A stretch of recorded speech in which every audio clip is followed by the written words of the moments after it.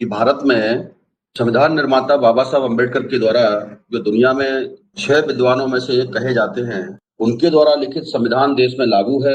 आज देशद्रोही शक्तियां जो ताकतें हैं, वो इस तरीके से अफ़वाह फैलाने की कोशिश कर रही है, ये नाकाम कोशिशें हैं, ये लंपट टपोरी टाइप के जो लोग हैं, वो इस तरीके से अफ़वाह फैलाते हैं, जो अज्ञानी लोग हैं और ऐसी अफ़वाह फैलाने वाले लोगों को भविष्य में राष्ट्रद्रोह का मुकदमा झेलना पड़ेगा। ये सब जेल की सलाखों के पीछे जाने वाले हैं। इसके लिए बहुत बड़ा आंदोलन अभी देश में हो रहा है और होने वाला है।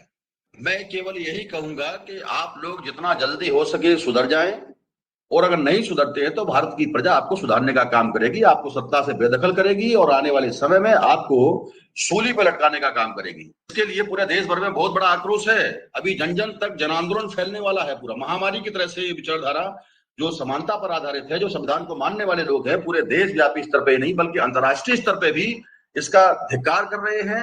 जब से भारतीय जनता पार्टी आई है तब से लगातार जो है ये इस तरीके से देश विरोधी ताकतें सर उठाने का काम कर रही है, तो इनको सबक सिखाने का काम भारत देश की जनता करेगी, ऐसा हमें पूरा विश्वास। साथियों नमस्कार, जय भीम, जोहार। इस वक्त हमारे साथ मौजूद हैं परविंदर प्रताप सिंह। तो सर से बातचीत करेंगे। कुंभ में जो अभी एक मामला निकल के आया है कि हिंदू राष्ट्र का जो है नया संविधान है वो बन चुका है, वो बसंत पंचमी के दिन वो लागू होगा। ऐसी खबरें सोशल मीडिया पे वायरल है और अमर उजाला के पेपर में भी छपा हुआ था। तो उसी सिलसिले में बात करेंगे। सर सबसे पहले आपका स्वागत है। क्या कहेंगे सर इस विषय पे आप? Thank you. आपके सभी दर्शकों को मेरा बहुजन मुक्ति पार्टी की तरफ से क्रांतिकारी जय भीम, नमो बुद्धाय, जय मनवासी। जी विवेक जी। जी जी बताइए सर, इस विषय पे क्या कहेंगे सर? ऐसी जो खबरें आ रही हैं, संविधान लागू है फिर भी सर ये लोग देश में नया संविधान की बात कर रहे हैं हिंदू राष्ट्र के।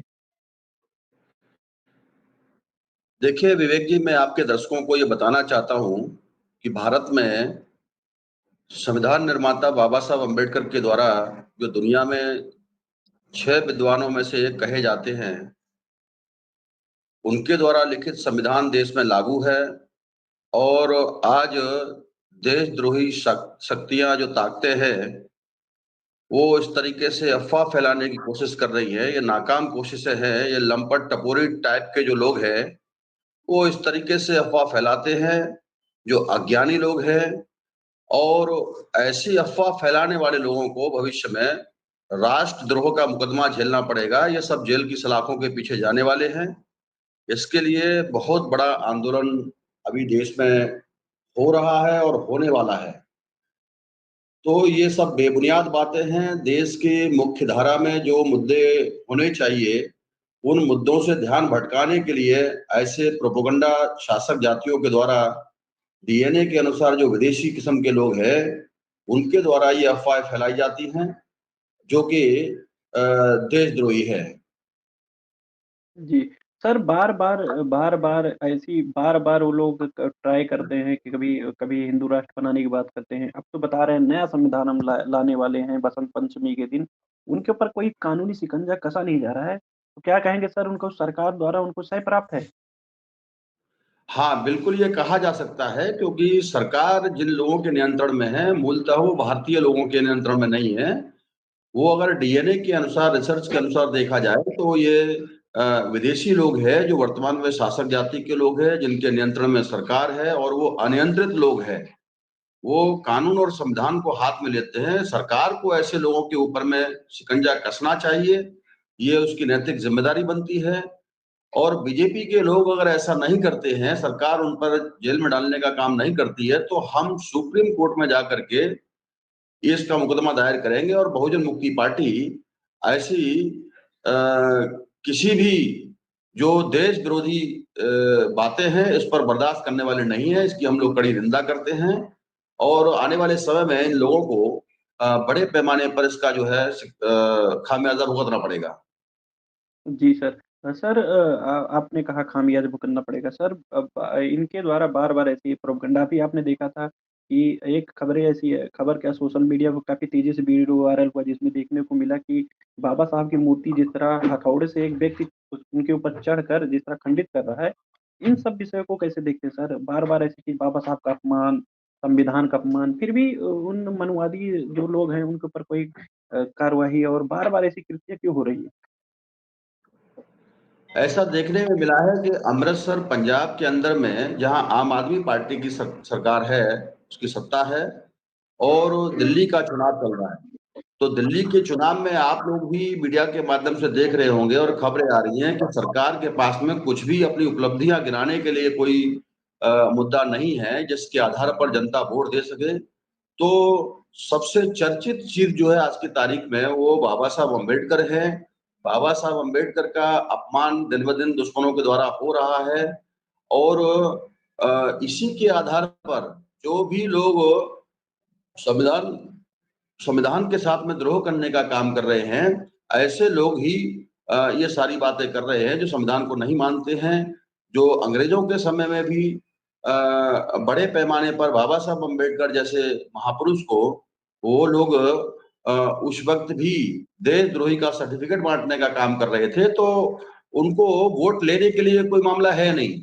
जो बाबा साहब के विरोधी किस्म के लोग हैं, उन लोगों का वोट चाहिए, बीजेपी को चाहिए, आम आदमी पार्टी को चाहिए।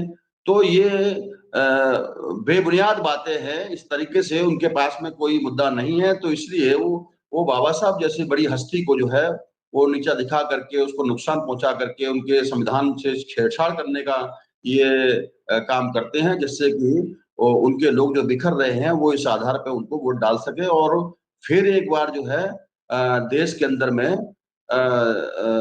संविधान को ही आधार बना करके और संविधान को ही पूर्णतः खत्म करने की जो कोशिश नाकाम हो रही है, नाकाम कोशिशें हैं और इसके अलावा कुछ भी नहीं है। देश जी, में सबसे बड़े-बड़े मुद्दे हैं आज की तारीख में, जैसे पिछड़े वर्ग का मुद्दा है, ओबीसी की जाति जनगणना नहीं हो रही है, ओबीसी की जाति जनगणना कराने के लिए लगातार देश की जनता में एक आक्रोश है, और ईवीएम के द्वारा जो है जिस तरीके से भारत के लोकतंत्र को खतरे में डालने का काम किया है, वो ईवीएम मशीन के माध्यम से मतदाताओं के वोटों के साथ में खिलवाड़ किया जाता है। तो कोई उपलब्धि नहीं है इनके पास में, चाहे केंद्र सरकार हो, चाहे राज्यों की सरकारें हो, जो मनवादी लोग हैं, वो मनवादी लोग इस तरीके से जो है ये सारा कारनामे करते हैं, करवाते हैं। हालांकि ये भी देखने को मिला है मीडिया के माध्यम से कि वो जो आदमी है उसको भीड़ ने बहुत बुरी तरीके से पीटा भी है और उसको गिरफ्तार भी किया गया है। ऐसे जो देशद्रोही लोग हैं उनको भारतीय संविधान के अनुसार में फांसी देनी चाहिए, जिससे कि भविष्य में कोई दोबारा से ऐसी पुनरावृत्ति ना कर सके। जी।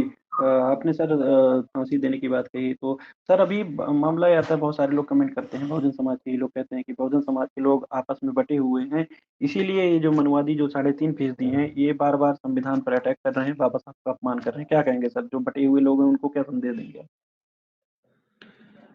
देखिए, अकेले के दम पर जो 3.5% की लगभग 5 से 6 राजनीतिक दल हैं, जो डीएनए के अनुसार विदेशी लोग हैं, उन लोगों के द्वारा ये सारा मामला देखने को मिलता है। और मैं जहां तक बंटने की बात है, तो वो उनके पास तो वोटो परसेंटेज है नहीं। हमारे लोगों का ही सहारा लेते हैं। हमारे लोग, चाहे वो अनुसूचित जाति, जनजाति, पिछड़ी जाति के लोग जो राजनीतिक दल बना के बैठे हुए हैं, उन्हीं के साथ लेकर के, उन्हीं का सहयोग लेकर के, उनका गठबंधन बना करके ये लोग जो है इस तरीके से काम करते हैं। तो अपने लोगों को भी ये बात सोचनी चाहिए कि ऐसे लोगों के साथ में छोड़ देना चाहिए, और सत्ता में ही रहने का आपको शौक है तो अपने बलबूते पर अपनी ताकत, अपना गठबंधन बना करके ये लड़ाई लड़ने की आवश्यकता है। आज वो समय आ चुका है कि तमाम मूल्यवासी भाई बहनों को जो है इसके लिए उन राजनीतिक दलों को जो शासक जातियों के साथ समर्थन में खड़े हैं, उनके साथ में उनको वोट ना दे करके उनको उनको ही सत्ता से बेदखल करने का काम भारत की प्रजा करेगी, ऐसा हमें पूर्ण विश्वास है। और इसके लिए बहुजन मुक्ति पार्टी पूरे देश भर में ये काम कर रही है, जन जागरण का, महाजागरण का। बहुजन मुक्ति party is not a crowd based party, but it is a cadre based party.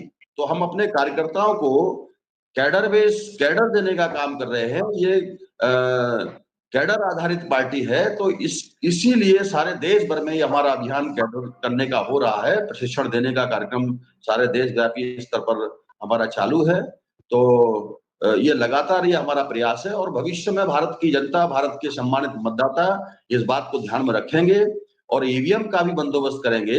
बाबा साहब का अपमान जो हो रहा है, केवल बाबा साहब का ही नहीं बल्कि आप देख रहे हो कि किस तरीके से अलग-अलग धर्म और पंथों को मानने वाले जो लोग हैं, उन लोगों के महापुरुषों का भी अपमान हो रहा है, चाहे वो सिखों का मामला हो, सिखों की गुरु ग्रंथ साहब की भी बेअदबी होती है, चाहे वो आपका भारत का संविधान हो, चाहे वो ज्योतिबा फुले साहब की बात हो, चाहे वो आपका ईसा मसीह के अपमान की बात हो, तो इस तरीके से कभी-कभी प्रॉफिट मोहम्मद साहब के बारे में भी इस तरीके से ये बयानबाजी होती है, उनको भी अपमानित करने का काम होता है। तो ये देश के अंदर में एक तरीके से अशांति फैलाने का मामला है। और जी ये प्लान्ड सर। वे में करते हैं। ये रूलिंग अपोजिशन में बैठे जो लोग हैं, इनके पास में कोई भी ऐसा मुद्दा नहीं है जिसके आधार पर जनता से वोट मांग सके। तो अभी उनके पास में एक ही हथकंडा है, एक ही बात है कि वो लोग किसी न किसी तरीके से लोगों को ये अफवाह फैला करके इस तरीके से गैर संवैधानिक काम करके, गैर संवैधानिक बयान दे करके जो है इस तरीके से लोगों का वोट बटोरने का मामला है।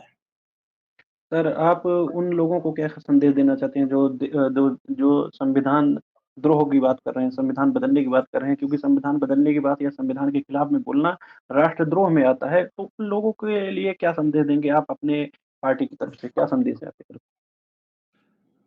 मैं केवल यही कहूँगा कि आप लोग जितना जल्दी हो सके सुधर जाएँ और अगर नहीं सुधरते हैं तो भारत की प्रजा आपको सुधारने का काम करेगी, आपको सत्ता से बेदखल करेगी और आने वाले समय में आपको सूली पे लटकाने का काम करेगी। इसके लिए पूरे देश भर में बहुत बड़ा आक्रोश है। अभी जन-जन तक जन आंदोलन फैलने वाला है पूरा। महामारी की तरह से ये विचारधारा जो समानता पर आधारित है, जो संविधान को मानने वाले लोग हैं, पूरे देशव्यापी स्तर पे ही नहीं बल्कि अंतर्राष्ट्रीय स्तर पे भी इसका धिक्कार कर रहे हैं।